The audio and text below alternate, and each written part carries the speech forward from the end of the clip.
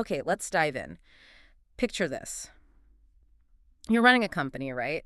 A global powerhouse. Mm, A brand name that pretty much everyone knows, recognized in almost every household. You're solidly ranked, among the top toy makers on the entire planet. absolutely. A household name. Everything seems to be going okay on the surface. You're innovating, you're trying new things, but underneath, something is just fundamentally broken. Right. And this was exactly the situation for Lego back in the early 2000s. A really stark picture. Yeah, and they weren't just facing like a slight dip in sales, they were in free fall. It was serious. This absolute giant of the toy industry was losing a staggering amount of money. Get this, $1 million a day back in 2004. $1 million a day. Just think about the scale of that. It's almost unimaginable. It really is. And what was truly baffling, the really confusing part, was that they weren't just sitting there doing nothing. No, they were active. They were actively implementing strategies, based on what traditional business logic told them they should be doing, the standard playbook. The things that usually work, or are supposed to. Exactly.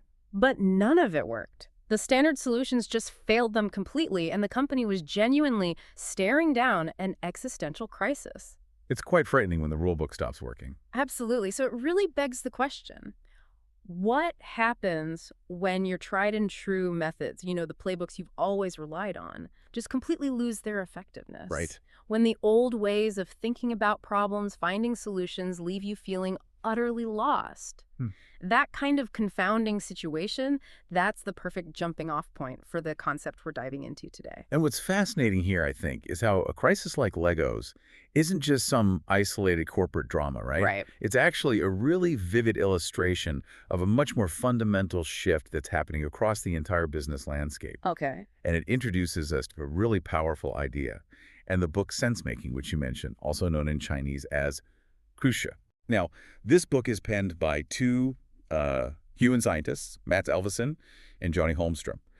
And they come from a really quite unique strategic consultancy called Red Associates. Red Associates. Yeah. Yeah, they really stand out, don't they? If you were to walk into their offices, you wouldn't find the typical crowd. Not at all. It's not just wall-to-wall MBAs or financial analysts or economists dominating the teams. No, it's different. Their staff is intentionally diverse. They've got philosophers, anthropologists, psychologists, historians, Wow. individuals deeply trained in the humanities, not just those conventional business disciplines. And their client list is seriously impressive, too. They worked with the very company we started with, Lego. Right, the core case.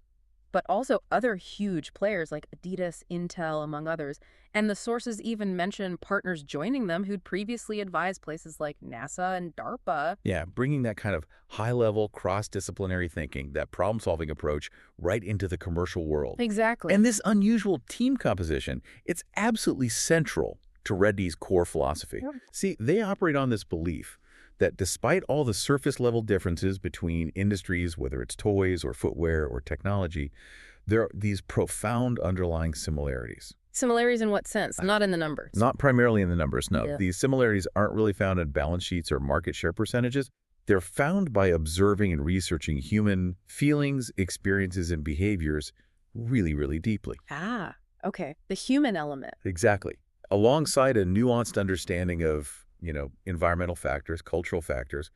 It's this deep understanding of people and their context that allows them to develop these unique methods that can be applied across diverse industries. Methods designed for the tough problems. Precisely. Methods specifically designed to tackle the most uncertain, the most difficult business problems, the kind that traditional, purely quantitative approaches, well, they just can't really grasp. And the method they've honed over, 20 years serving these big Fortune 500 companies? That's the sense-making method. That's the one. It's a strategic approach, but it's built on the formidable power of the humanities. Right. Its purpose is really to crack those really tough business problems, not by just looking at the numbers in isolation or analyzing market trends the old way, but by achieving a true, deep understanding of people, whether they're your users, your customers, your employees, or even just the individuals caught up in the phenomenon you're trying to make sense of. So our mission in this deep dive, then, is to take the source material we have about this book, Sensemaking, and really unpack this method. Let's do it. We'll explore the author's key arguments, following the structure that our sources seem to guide us through. So first, we'll delve into this predicament facing modern business and try to understand why traditional thinking is, well, increasingly failing to cope. Okay. The why it's broken part. Exactly. Second, we'll explore exactly what sense-making is and fundamentally why it succeeds where other methods tend to fall short. The what is it and why it works part. Right. And finally, we'll get practical. We'll break down the 5 distinct stages the book lays out so you can see how you might actually apply the sense-making method yourself. Sounds like a good plan. Yeah, it's really a deep dive into discovering why understanding that often messy, unpredictable, but utterly fascinating human element is becoming not just, beneficial, but absolutely essential for navigating the complexities of today's business world. Couldn't agree more. Let's dive into that first part then. Agreed. Part 1, the predicament why traditional business thinking fails. So our sources, they paint this picture of a business world that's been fundamentally transformed over the past few decades. Massively changed. The pace of change in markets, in consumer behavior, it's just accelerating dramatically. It really feels that way. And it means that every single industry's underlying logic, the fundamental principles driving its success is being disrupted. Doesn't feel stable anymore. Exactly.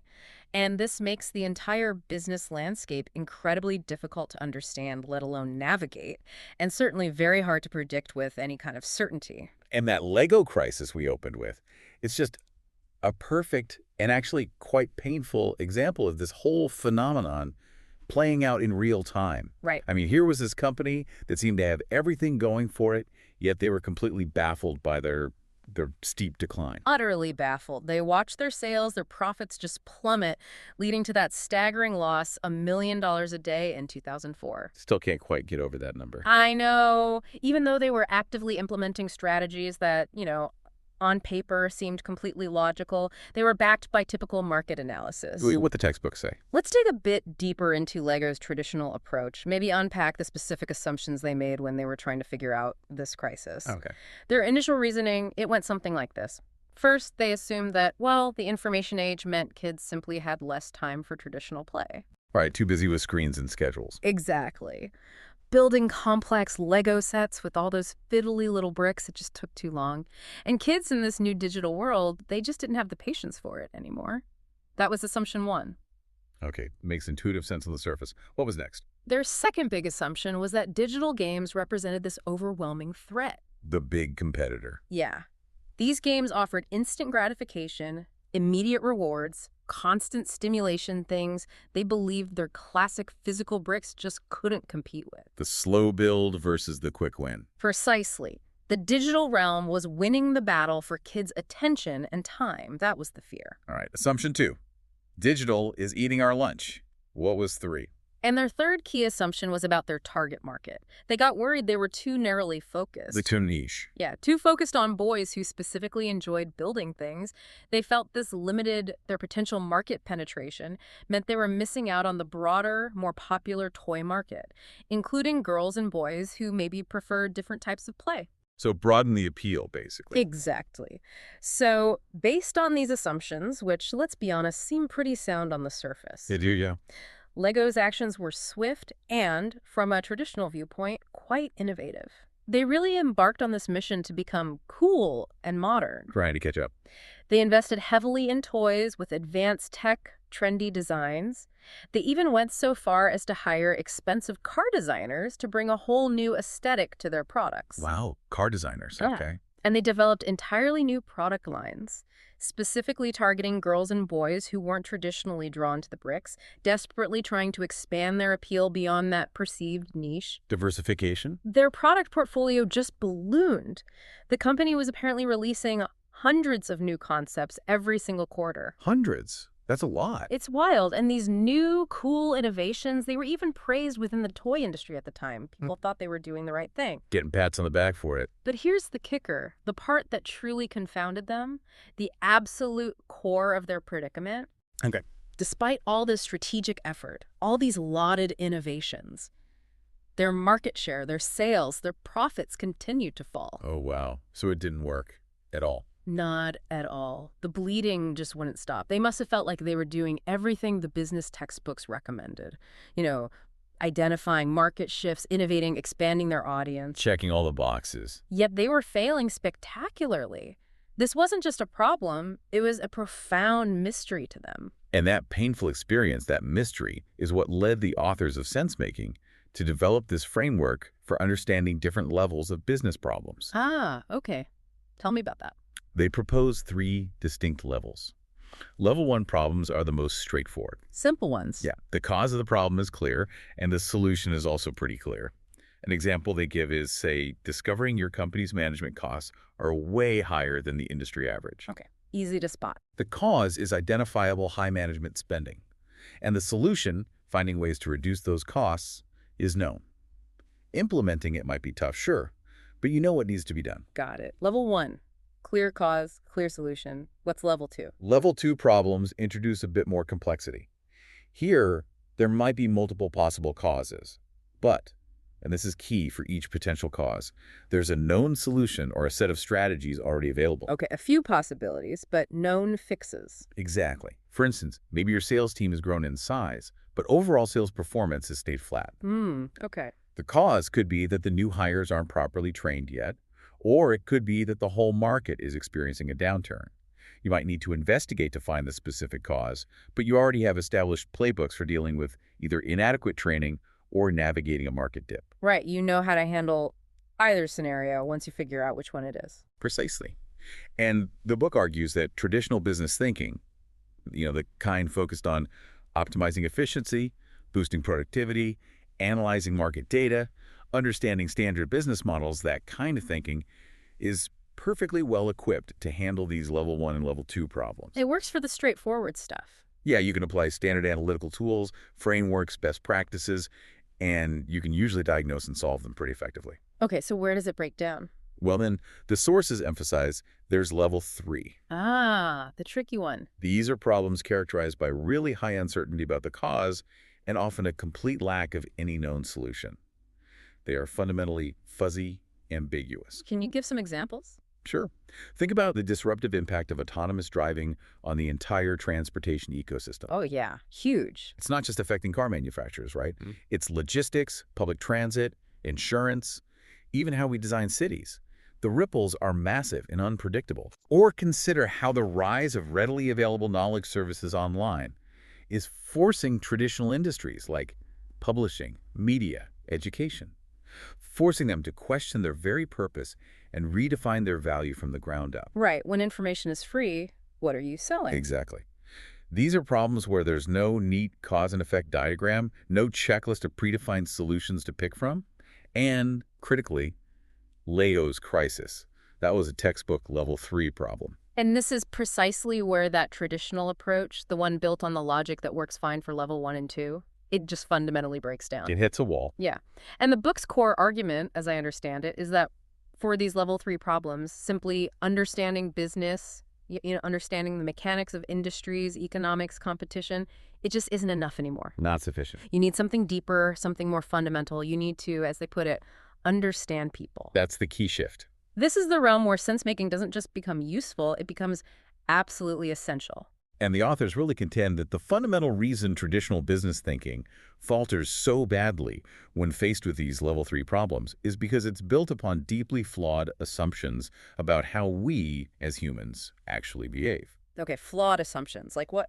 They call out 2 major false premises that really undermine a lot of conventional approaches. All right, premise number 1. The first false premise is the belief that people know exactly what they like and dislike.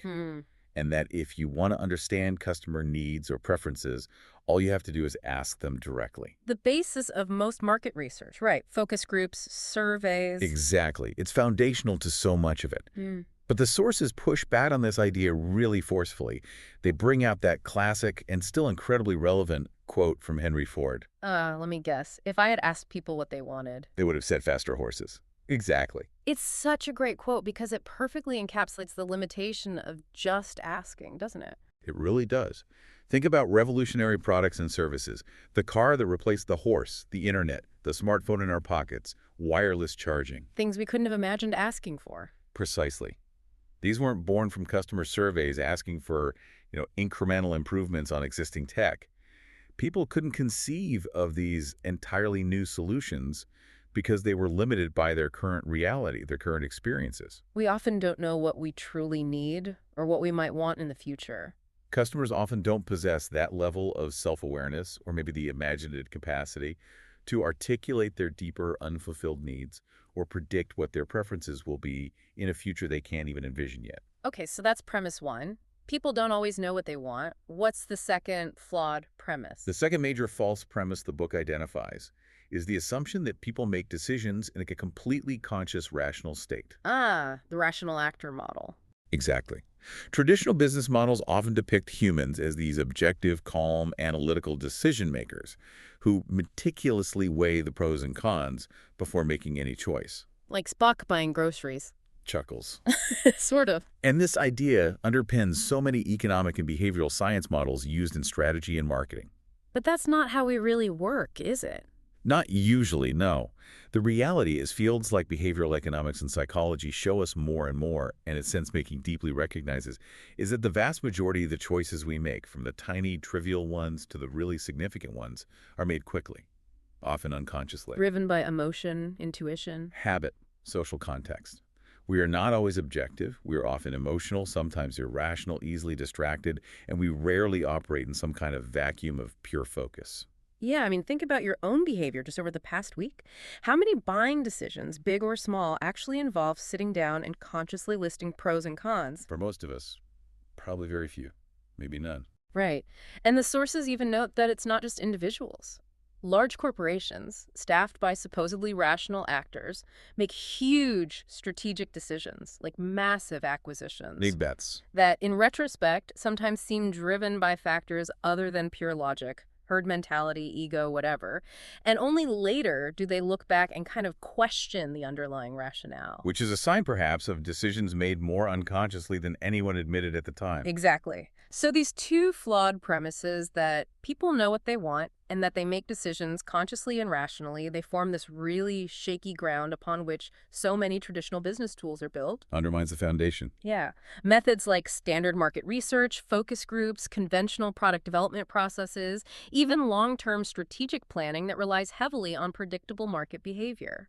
They frequently use mathematical models trying to predict how humans will act. Trying to quantify the unquantifiable sometimes. But these models fail precisely because they assume a level of rationality, self-awareness, and consciousness that simply doesn't reflect actual human behavior, especially in those fluid, uncertain situations that characterize level 3 problems. And even the really sophisticated algorithms, the ones designed to simulate human thought and action by crunching massive data sets. AI, machine learning. Yeah. They're often trained on these same underlying flawed assumptions about how humans should behave or how they've behaved in predictable contexts in the past. So they inherit the flaws. They inherit the flaws. Yeah. And as a result, they can't accurately capture or predict real, complex user psychology and behavior in novel situations. They leave these significant blind spots, and those blind spots can hide both critical problems and huge opportunities. So the root cause of failure for these traditional methods, especially when they're facing those tough level 3 problems, it becomes pretty clear then. Yeah. Their core approach, their fundamental logic, it just relies on incorrect and frankly oversimplified assumptions about human behavior. They're using the wrong map. Exactly. That's why they get stuck when trying to genuinely understand why people are acting the way they are or what they might really want or need next. You can optimize your product endlessly based on data, but if you don't truly understand the people who use it, The human beings. their real psychology, their messy, sometimes contradictory, real behavior, their genuine experiences and motivations, you'll miss the fundamental truth. And these are the critical human elements that the old methods, relying just on data and rational models, they just cannot calculate or predict accurately. Okay, so to wrap up part 1, the toughest modern business problems, these level 3 problems, they're intricately tied to fundamental, often rapid shifts in industry logic. The ground is shifting constantly. And these shifts are accelerating because they're driven by the complex, rapidly evolving, and often irrational nature of human psychology and behavior. People changing. Traditional business thinking is just poorly equipped to handle this reality because it operates on a flawed understanding of human nature, assuming rationality and conscious decision-making where they rarely exist in their pure form. So it misses the mark. So true success in this complex landscape, therefore, it Right. doesn't come from just better business models alone. It comes from discovering and deeply understanding real human psychology and behavior to truly grasp your users and guide your business solutions in genuinely new directions. That paints a powerful picture of why the old maps aren't working anymore. It really is like trying to understand ocean currents by only studying ship blueprints, isn't it? Exactly. You're missing the fundamental element, the water itself, the context, the flow. Exactly. And that realization, that need for a different map, takes us perfectly into part two. What exactly is sense making, and why is it uniquely capable of working where those traditional methods fail? Right. So, as we've established, traditional business models, based on those flawed assumptions, they can actually misguide you when you're trying to understand the real complexities of human behavior. Lead you down the wrong path. Yeah. And the sources suggest that the humanities, those fields dedicated to exploring the complex, often irrational, always fascinating landscape of human life. Philosophy, anthropology, sociology. They are surprisingly well suited to this challenge. They offer the tools and perspectives needed to genuinely understand behavior and, in doing so, can unlock entirely fresh insights into business problems and possibilities. And this is precisely the space that sense-making occupies. As we mentioned, it's the method that the authors, Mats Peter and Johnny Holmstrom, drawing on their whole Red Associates experience, have refined over 2 decades of intense research and client work with major corporations facing exactly these level 3 challenges. So, sense making, how do they actually define it in the book? Is it just one thing? Not really, no. Hmm. It isn't just one technique. It's more of a synthesis, a combination of techniques and theories drawn from a really wide array of humanities disciplines. The ones you mentioned. Anthropology, sociology, psychology, yeah. But even insights derived from art and philosophy play a role. And these diverse perspectives are applied specifically to the context of business management. The goal: to uncover those subtle, nuanced, often hidden details about human experience that traditional, purely quantitative analysis inevitably overlooks. So, the core objective, simply put, is Simply put, it's to figure out customer behavior in a way that goes much deeper than just statistics and demographics. okay. And by focusing on understanding customer behavior at this really deep human level, sense-making gives businesses what exactly? It provides them with the ability to identify entirely new market opportunities that just weren't visible through those conventional lenses, things they would have missed. Right. And it also helps them accurately diagnose the root causes of those stubborn, long-standing problems, the ones that have resisted all previous attempts at a solution, precisely because those attempts were based on a misunderstanding of the human element involved. Okay. Now, one of the foundational philosophical underpinnings you mentioned earlier, which the sources point out is quite rare to find discussed in typical business books, is phenomenology. That's right, phenomenology. It's a branch of philosophy, and it's primarily concerned with studying how humans experience life. How we experience things. Exactly. It's not interested in objective facts about the world per se, but in the subjective experience of consciousness. What things feel like to us, what gives our life meaning, how we perceive and interact with the world around us. It's all about the lived experience. Can you give an example in a business context? Sure. Imagine applying phenomenology. Yeah. You might analyze the complex layers of feeling that looking at, holding, or maybe drinking from a classic Coca-Cola bottle evokes in someone. Okay. Is it just about the taste of the soda? Or is there a feeling of nostalgia tied to childhood memories? A sense of cultural iconic status? Maybe even a feeling of confusion if the brand identity has shifted recently. So it's getting at that whole cloud of associations and feelings. Exactly. It delves into that rich emotional and experiential landscape, not just the objective attributes of the product like it's carbonated or it's sweet. And this is where it creates that stark contrast with traditional business analysis you mentioned. Absolutely. Traditional analysis excels at giving you attributes, quantifiable features. It can tell you, for example, how many salespeople on your team met their targets last quarter. That's a performance attribute. Right, a number.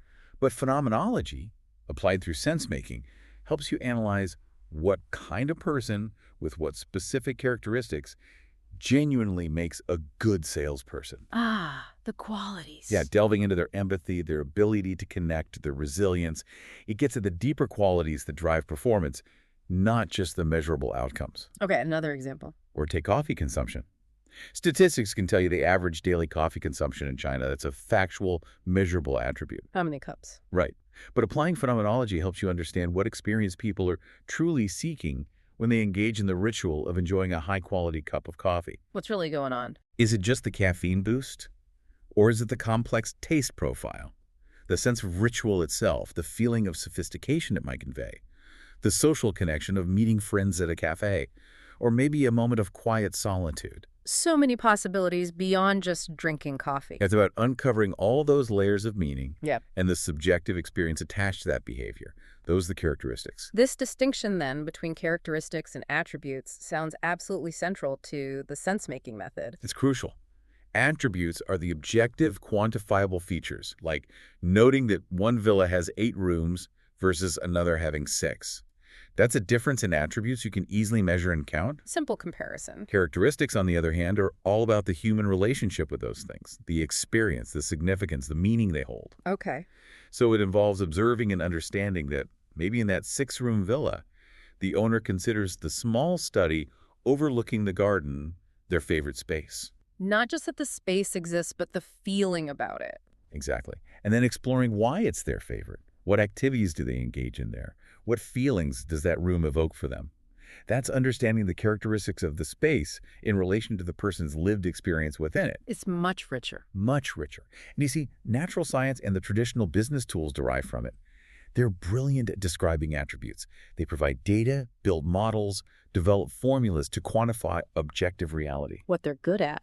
But the humanities, using methods like in-depth interviews, observations, analyzing cultural artifacts, they excel at describing characteristics. By telling the story behind the numbers. Exactly. They use images, dialogue, observed behavior, analysis of emotion to reveal the deeper, often unspoken relationship between people and the things, services, or ideas in their lives. Yeah. And crucially, this often uncovers essential common sense that's so deeply embedded in our experience that it becomes invisible to purely data-driven analysis. Things we take for granted. Right. So sense-making, with its focus squarely on understanding characteristics, is uniquely designed to reveal what truly matters most, to whom and when, within the full, rich context of their real lives and experiences, not just what the aggregated data says they did last quarter. Okay, so how do they actually do that? How do they go about gathering this kind of deep qualitative understanding? The book emphasizes several key tools and methods, right? Borrowed from anthropology and sociology. That's right. Many are borrowed directly from those fields. And a particularly important one is ethnography. Ethnography, what does that involve? Ethnography is essentially the practice of observing, recording, and analyzing human behavior and cultures in their natural setting. It often involves what's called participant observation. Meaning the researchers jump in. Yeah, where researchers immerse themselves in the environment they're studying to gain an insider's perspective, or at least a deeply informed outsider's view. The core idea is to understand people not in a lab or a focus group room, which are artificial environments, but within their natural environment and cultural context, where their behavior unfolds authentically. The sources used an example for this, didn't they? About the middle class in China. Yes, it's a compelling example. Statistics can tell you the incredible attribute that hundreds of millions of people have moved out of poverty into the middle class over a relatively short period. It's a massive number, a quantifiable fact. Huge demographic shift. But statistics cannot tell you anything about the experience of that transition. What did it feel like? What were the challenges? Human story. Exactly. Ethnography, however, can reveal that. It can uncover the profound challenges and opportunities of leaving rural life for the city, the potential confusion and excitement, the seismic shifts in daily routines, social structures, identity, and how people cope with and adapt to these major life changes. And understanding those experiences, the characteristics of this upward mobility, the hopes, the anxieties, the new aspirations. Provides absolutely crucial insights into how the underlying logic of entire industries that cater to this demographic is fundamentally shifting. It's about moving beyond just the demographic numbers to grasp the lived reality that drives new needs, new behaviors, new desires. Got it. So ethnography is key for context. What about deep description? That was another tool mentioned. Yes, deep description. This is another crucial conceptual tool in sense-making. It's all about capturing the complex, subtle actions, emotions, and the nuanced details of human life that give it depth and meaning. The richness. Right. And they contrast this specifically with the shallow description that algorithms often rely on. Okay, explain that contrast. Well, consider that e-commerce example again, the guess you like feature. Right, product recommendations. If you buy a ping pong paddle, the algorithm, using correlation based on vast amounts of data, might recommend ping pong balls or maybe a net. That's a shallow, attribute-based link. Item A is often bought with item B.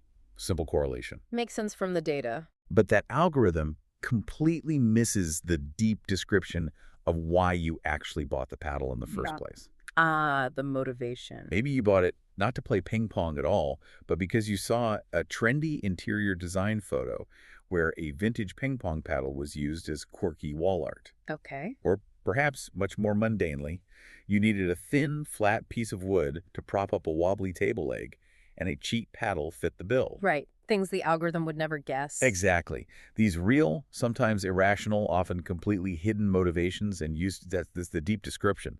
And these are total blind spots for algorithms relying purely on correlation and past purchase patterns. And these blind spots where human behavior deviates from those predictable patterns. That's precisely where human researchers applying deep description excel. And the book argues very strongly that uncovering these hidden, often unexpected realities is absolutely key to identifying genuinely new business opportunities that competitors relying only on shallow data will completely miss. Fascinating. Okay, so ethnography for context, deep description for nuance. What about the reasoning process? The sources mentioned abductive reasoning. Yes, abductive reasoning. This is really important to how sense-making works. The sources briefly touch on the three classic types of reasoning logic: deductive, inductive, and abductive. Okay, quick refresher.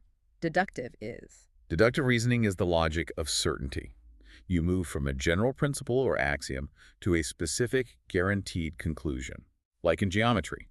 If we accept the axiom that the circle's diameter is always twice its radius, and you know the radius is 1 meter, you can deductively conclude the diameter must be 2 meters. It follows strict rules. Got it. Certainty. Inductive. Inductive reasoning is the logic of probability.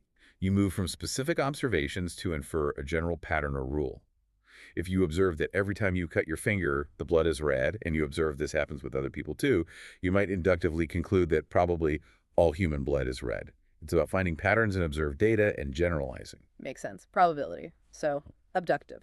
Abductive reasoning, according to the sources, is presented as, well, maybe the highest level of reasoning, and crucially, the only one that consistently helps people generate genuinely new, creative ideas or explanations. The creative leap. Exactly. It starts not with an axiom or just observations, but with an observed phenomenon or a set of puzzling observations. You analyze them, you synthesize connections, you propose all the possible hypotheses or explanations for why those phenomena might exist, even unlikely ones. Brainstorming explanations. Kind of. And it connects disparate experiences, feelings, pieces of data that might not seem related. Now, this process doesn't lead to a certain conclusion like deduction or a probable rule like induction. Instead, it leads to a sudden glimmer of understanding, a flash of insight, an aha moment. The light bulb moment. Right. The book calls this the moment of clarity. Is there an example for abductive reasoning? The quintessential example given is Thomas Edison's relentless search for a practical light bulb filament. Oh, okay. He didn't deduce the answer from some known scientific formula, nor did he induce it from obvious patterns in existing materials. People had tried that. He conducted, 50,000 trials, filled 150 notebooks with observations, failures, thoughts. Incredible persistence. When he finally hit upon using carbonized bamboo, and later tungsten, it might have seemed like pure chance or luck to an outsider. But the source describes it as a kind of creative, slow intuition. Slow intuition. Yeah, an abductive leap that came from the long, painstaking incubation of vast amounts of scattered experience, knowledge, failed experiments, and data points simmering in his mind. And then, suddenly, the pieces connected in a new way to reveal a potential solution. That's abductive reasoning at work, connecting the dots that weren't obviously linked before. Wow. So deductive and inductive reasoning are good for? They're powerful and absolutely essential for solving clear, well-defined level 1 and level 2 problems. They form the bedrock of traditional business logic, optimizing known systems, finding efficiencies. But not for the really fuzzy stuff. But they often fall short when you're faced with those fuzzy, creative, or complex behavioral level 3 problems. They're great for refining what you already know, but not so great for discovering entirely new truths about human experience or generating truly novel solutions out of ambiguity. That's where abductive reasoning comes in. Only abductive reasoning, by connecting those scattered pieces of experience, feeling, observation, and intuition, helps reveal the critical, non-obvious connections needed to make that insightful leap, that moment of clarity appear. So the core value proposition of sense-making then, especially now in our era, which is so dominated by increasingly powerful algorithms, Right, big data everywhere. is really about leveraging these unique, maybe irreplaceable strengths of human thinking. Absolutely. The authors argue very strongly that sustained business success, especially when you're facing modern complexity, requires much more than just objective quantitative data. It demands rich knowledge about human behavior, the environment, culture, No context again. knowledge that is not only collected, but also deeply understood and wisely applied. And understanding people, their environments, their cultures. That provides what? A sensitivity. A vital sensitivity, exactly. Sensitivity to the subtle, often seismic shifts happening in an industry's underlying logic. Because unlike the standardized inputs you might find in a factory or the predictable rules in a software program, People aren't widgets. humans are not standardized industrial products, and neither are their environments or their cultures. While natural science and algorithms offer incredible accuracy and efficiency in dealing with attributes, repeatable processes, clear rules, they can never truly create or interpret meaning. Meaning is human. Meaning, significant subjective experience. These are things only human experts using methods like sense-making can really grasp and illuminate. So sense-making isn't about finding the right formula then. Fundamentally, no. It's not about judging situations purely by rigid rules or applying standardized formulas. Its focus is on achieving comprehensive understanding, developing a kind of practical wisdom. Practical wisdom. Knowing the right thing to do at the right time in the right way, which is essential for generating lasting commercial insight and achieving sustainable success in these complex, ever-changing environments. The sources even offered an example applying these principles to the content industry itself, right? Our industry. They did, yeah. Yeah. It's quite thought-provoking. They suggested that back in the era of the Gutenberg printing press, the underlying logic of content shifted dramatically. How so? Well, print broke the existing monopoly on knowledge held by the church and scribes, and the core purpose, the cultural gene of content back then, became about spreading knowledge, inspiring thought. Making information accessible. Right. But today, in our digital age, knowledge is overwhelmingly abundant, instantly accessible everywhere, information overload. So the logic shifts again. So a sense-making insight, based on observing our current environment, culture, and the lived experience of people trying to navigate this information deluge, is that the fundamental cultural gene of content may have shifted again. It's now, perhaps surprisingly, less about just access to knowledge, and more about something like combating anxiety, gaining satisfaction, and completeness. Wow. Combating anxiety, that's a profound reframing. Isn't it? And if that's the true underlying motivation driving people to engage with content now, Then everything changes. everything changes. Consumer motivation shifts, the scenarios where content is consumed change, target demographics might look different, competitors might not be who you thought they were, maybe it's mindfulness apps now, Right. organizational structure, company culture needs to adapt, and the entire equation for what constitutes success is altered. So success in content isn't just about having valuable ideas anymore. It's equally, maybe more, about making that content faster, more convenient, easier to access, more effective at delivering that feeling of completeness or reducing that underlying anxiety. Yeah. The delivery and the feeling become paramount. Okay, so let's recap part 2. Sense-making is this powerful method that deliberately integrates skills, theories, perspectives from the humanities into business analysis. Using those tools differently. Its purpose is to gain deep, nuanced insights into subtle details that traditional methods tend to miss, primarily by achieving a genuine understanding of real human behavior and experience. Getting past the surface. And it prioritizes comprehensive understanding and that practical wisdom over rigid rules or purely quantitative metrics. To drive genuinely long-term commercial insight and sustainable success. It really does sound like a call to put humanity back at the heart of business strategy, moving beyond just the cold data and the models. It really does feel that way. And now, appropriately, in part 3, we can transition from the why and the what to the how. Right. Let's explore exactly how you apply this method using the 5 stages the book outlines. Okay, part 3, how to apply sense-making, the 5 stages. This section gets into the practical steps, the nuts and bolts. And the sources illustrate this really well using that remarkable Lego turnaround story we started with. And also drawing on the transformation of Samsung's TV business, which is another fascinating case. And it's worth noting again, right, that the Lego turnaround wasn't led by some traditional toy industry veteran or a standard MBA-trained CEO focused only on the financials. No, Jürgen Vignudstorp came from a different background, consulting.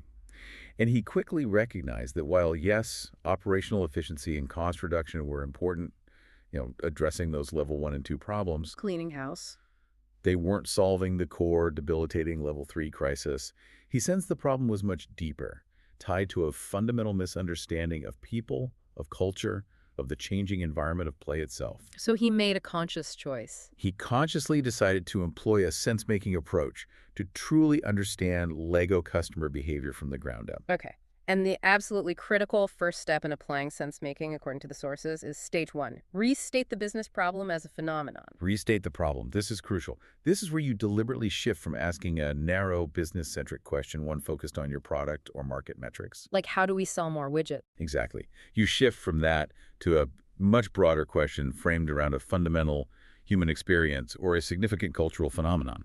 So for Lego, their initial traditional question was probably something like, what toys do kids need? Right. A classic product-focused question for a toy company, focused on delivering features or benefits kids might want. But the sense-making approach led them to rephrase that problem entirely, didn't it? Broadening the scope significantly. Massively. They reframed it as, what role does play have in people's lives? Wow. That is a massive shift. It's no longer confined to the physical object, the toy itself, but explores the entire human activity of play. And its deeper meaning, its function in people's lives across all ages, not just children.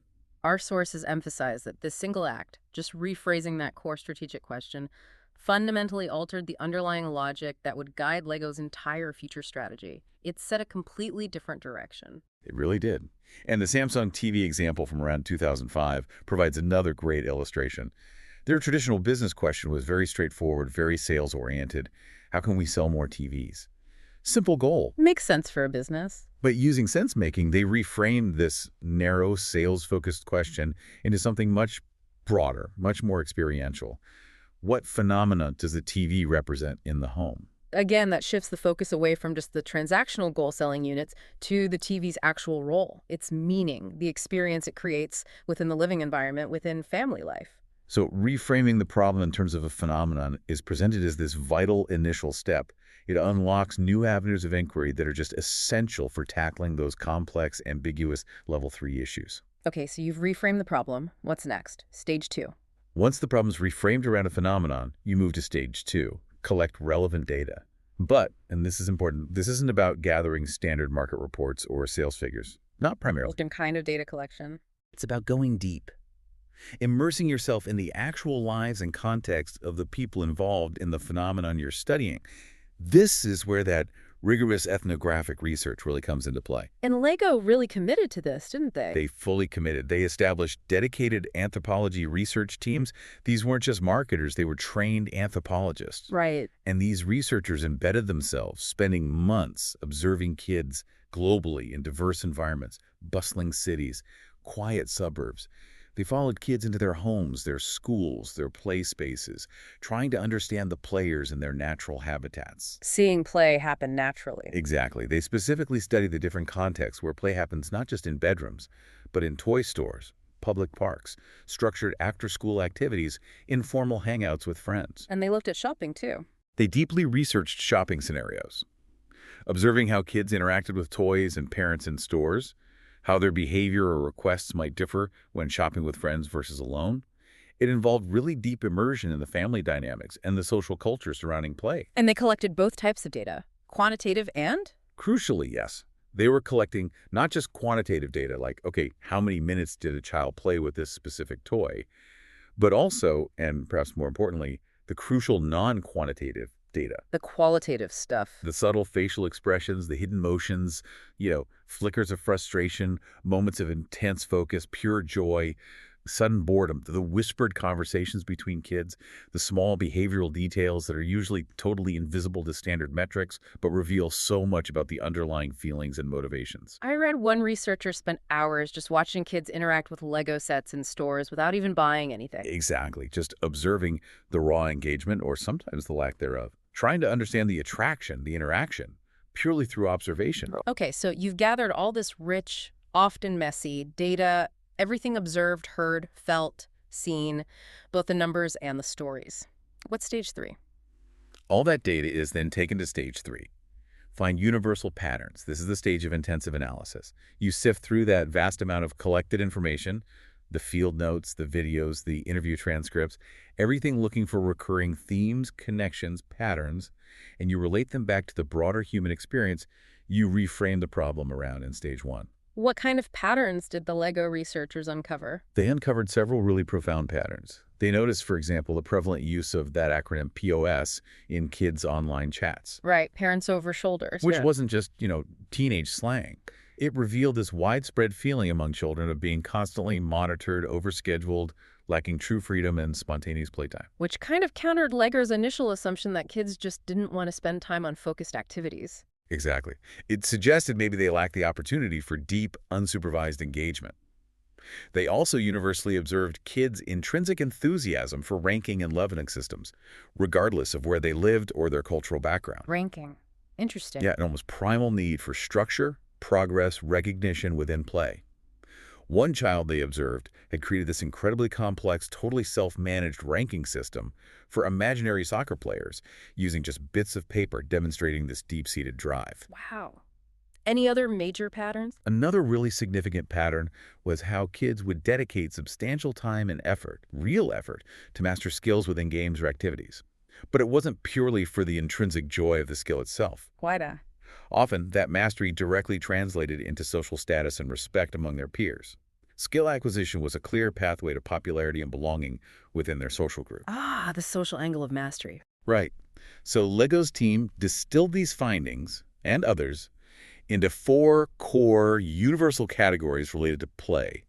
They called them avoiding radar, that desire for unsupervised time and space, ranking, mastery, and social play. Okay. And recognizing these deep-seated patterns showed them that their previous assumptions, remember, that kids had no time for toys, inherently preferred instant digital gratification, or disliked practice, were fundamentally wrong. Their whole starting point was flawed. Their innovations have been based on a completely false understanding of what truly motivated kids' engagement with play, which of course explained why those expensive efforts failed so spectacularly. Okay, and for Samsung, what patterns did they find with the TVs? Their ethnographic research revealed equally transformative patterns. They observed that people frequently treated their televisions less like a piece of electronics and more like a large piece of furniture. Something that just sits there in the living room. Exactly. Something that sat prominently in the corner or against the wall and needed to fit visually with the rest of the decor. They also noticed that purchasing decisions for TVs were increasingly involving women. Oh, okay. Who often had different aesthetic sensibilities than the predominantly male engineers who were designing the sets. And these women were often dissatisfied with the bulky, black, utilitarian boxes dominating the market at the time. They wanted something that looked better. The pattern emerged that users wanted their TVs to be fashionable objects, things that enhanced rather than detracted from their carefully curated home environment. Okay, so identifying these universal patterns leads directly to stage 4, right? Derive key insights. Exactly. Stage 4, derive key insights. This is arguably the most critical stage. This is where you translate those discovered patterns into clear, actionable commercial meaning, and you use them to define a new strategic direction and focus for the business. This is often where that moment of clarity we talked about actually occurs. So for Lego, what was the key insight derived from patterns like ranking, mastery, and social play? The insight was profound. That statistical drop in average playtime across all kids, it was irrelevant for their core audience. Why? Because those who truly valued Lego, those who were deeply driven by the desire for mastery and social play within its unique system of play, they would still dedicate significant time and effort to it. Playtime wasn't the issue for the right players. So Sensemaking didn't tell them to chase a new, broader audience. No, quite the opposite. It clarified LEGO's unique strengths and helped them identify their most dedicated users, the true fans, and understand their deep motivations. The key insight was essentially, stop trying to be everything to everyone. Instead, design specifically for those who loved LEGO because it was LEGO. Celebrate its core characteristics: building, creativity, systems thinking, mastery. Embrace what makes LEGO LEGO. Precisely. And this led to LEGO's powerful sense-making moment. They made a huge strategic decision to stop chasing those fleeting market trends, discard all those misguided attempts to broaden their appeal into areas that just didn't fit their identity, and instead double down on their core strength, the brick, and closely related creative play systems that enhance the brick experience. The sources call this crucial step, making the subtraction. Making the subtraction, I like that. Deliberately removing things. Deliberately removing the things that didn't align with their core DNA, based on their newfound, deep understanding of their users' true motivations. And this wasn't just a product decision, was it? It recentered their whole strategy. Their entire strategy and brand identity. They reconnected deeply with their existing consumer base, including those passionate adult fans, the AVOLs. Yeah, the adult fans of LEGO. Organizing clubs, events, platforms that celebrated the building culture. They adopted that new, unifying motto, inspire the builders of tomorrow, which spoke directly to that desire for mastery and creative expression they'd observed. Giving them a clear mission. They decided to cherish and deepen the existing positive LEGO feelings their dedicated users already had, rather than trying to engineer entirely new, maybe superficial feelings with trendy products that would be gone next year. This strategic focus on their core identity, this deliberate subtraction of distracting initiatives, that was the foundation upon which LEGO's remarkable recovery and massive subsequent growth were built. Amazing turnaround story. Now, for Samsung, what was the key insight from their patterns about TVs as furniture? For Samsung, the insight derived from their patterns was equally transformative, even if it seems almost simple in retrospect. What was it? The television is not merely an electronic appliance for displaying images. It is also a significant piece of stylish furniture that occupies a central place in the home. Seems obvious now, maybe. It might sound obvious now, yeah. But at the time, within Samsung's very engineering-driven culture, it was apparently a shocking revelation. It completely deepened their understanding of the product's role and its value proposition in users' actual lives. And this seemingly simple insight, it had powerful implications. Incredibly powerful and direct implications for action. Instead of focusing solely on screen, technology resolution, brightness, refresh rate, The usual tech specs. they shifted strategic priority dramatically towards design. They actually hired a top Nordic furniture designer, someone steeped in aesthetics and form, not electronics, to completely reimagine the television's physical presence in the room. Bringing in outside expertise. Absolutely. They made significant design changes, like replacing the harsh, cold blue power light common in TVs back then with warm, indirect ambient lighting. They meticulously worked to hide unsightly wires and buttons. They introduced elegant, curved lines instead of those rigid, angular black boxes. Thinking about how it looked when it was off, too. Exactly. Samsung didn't just make a better TV in terms of picture. They created a whole new standard for what a television could be.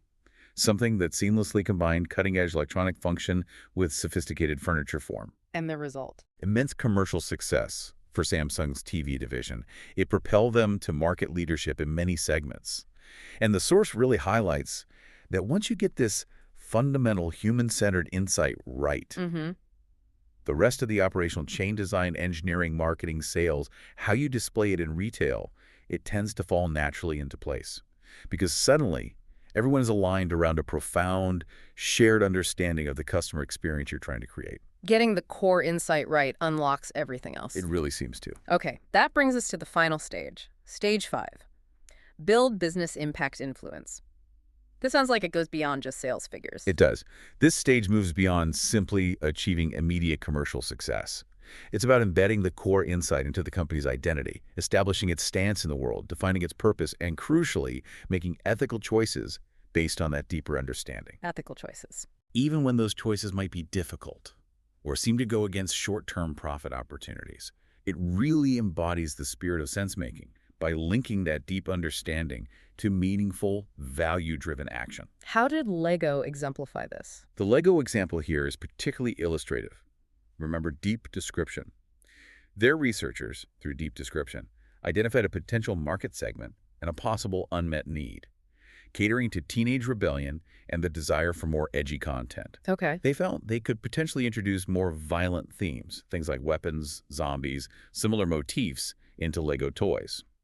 This represented a genuine pattern of interest among some older kids and potentially a significant market opportunity, a commercial direction they could have pursued based purely on observation. A tempting pass for profit, maybe. Very tempting, potentially. But Lego management, now guided by their newly reframed purpose, inspired the builders of tomorrow, and their clarified brand DNA focused on creativity and construction. They said no. They made a deliberate decision to reject this opportunity. Introducing that kind of violence fundamentally contradicted their core identity and their mission. So it wasn't a decision based purely on projected profit margins. No, it was presented as a moral choice, rooted in their commitment to being a company with a clear conviction, with ideals that went beyond just making money. Their purpose wasn't simply to sell anything that might appeal to some demographic.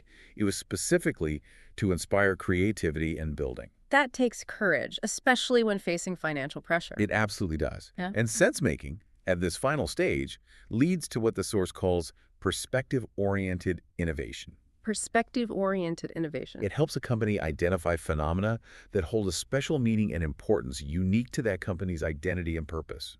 This process forms a new commercial perspective, a kind of guiding star, that not only defines the company's mission, but also dictates strategy, product design choices, marketing messages, even the internal culture. It's innovation driven by who you fundamentally are as a company and the specific human meaning you aim to create or enhance in the world. So it connects insight back to identity and values. Beautifully put, yes. The book reportedly provides many other detailed examples too, right? Besides Lego and Samsung. Yes. The sources mentioned it covers cases like Adidas, Intel, and a medical technology company called Coloplast in detail, illustrating how these diverse companies achieve their own sense-making moments, fundamentally redefining their product or market insights and building new, lasting meaning and value for their brands by applying these 5 stages. And the power of this method, it isn't just limited to huge Fortune 500 companies, is it? No, not at all. The principles apply anywhere you face a complex Level 3 problem involving ambiguous human behavior. The sources even briefly mention the authors using sense-making principles to rethink the positioning of their own content platform, realizing that their purpose resonates most strongly with users who view engaging with content, particularly deep reading, as a pathway to personal evolution and growth.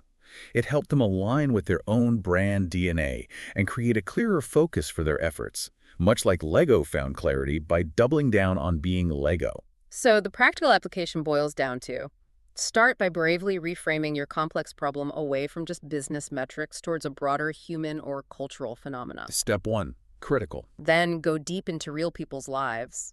Collect that rich human-centric data using things like ethnography. 2. Immerse. Analyze all that data to find the universal, often non-obvious patterns in behavior and feeling. Step 3. Pattern find. Use those patterns to derive a key, potentially transformative commercial insight, that moment of clarity. Step 4. The insight. And finally, build your business impact and influence around that insight, grounding it in a clear purpose that guides both your commercial and your ethical choices. Step 5. Build impact. Exactly. That completes our overview of the 5 stages of applying the sense-making method. Okay, let's try and bring everything we've discussed together now.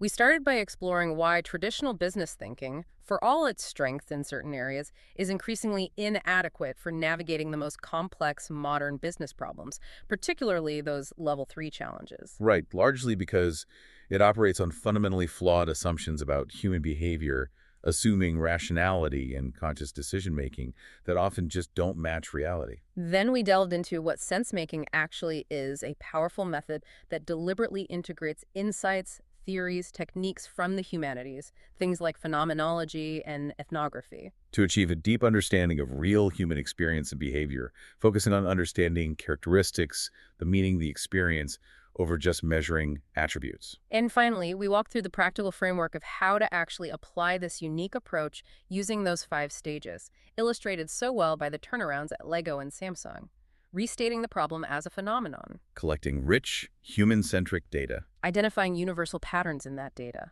deriving a key, often surprising, commercial insight from those patterns. and building lasting business impact and influence rooted in a clear purpose defined by that insight. The core message that seems woven throughout the sources, and hopefully our discussion, is incredibly clear. Genuinely solving the hardest, most disruptive modern business problems requires moving beyond those traditional models that are based on outdated views of human behavior. Yeah, it really demands achieving a profound, nuanced grasp of real human psychology, real behavior, real experience in all its full, messy, unpredictable complexity. You have to embrace the messiness sometimes. The book describes the outcome of this whole process, the result of successfully applying sense-making as the sense-making moment, that phrase again, the moment of clarity. Right, it's that point where everything suddenly clicks, makes sense of previously confusing problems, like Edison finally finding the right filament after thousands of tries. Or Samsung realizing a TV is actually furniture. Or Lego understanding the true, deep meaning of play for their core users, not just selling plastic bricks.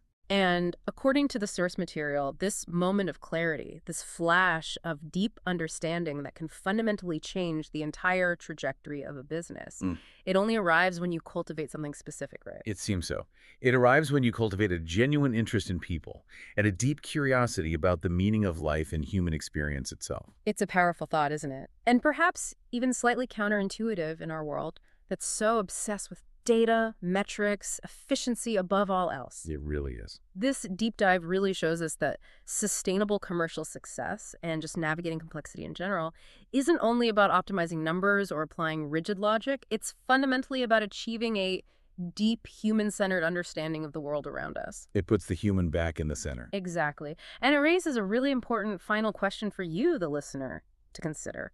What aspects of human experience in your world, whether that's in your specific industry, your work, or maybe even your personal endeavors, what aspects might hold the key to your own breakthrough moment of clarity? If you were willing to look deeply enough, not just at the data, but at the people and the meaning behind their actions.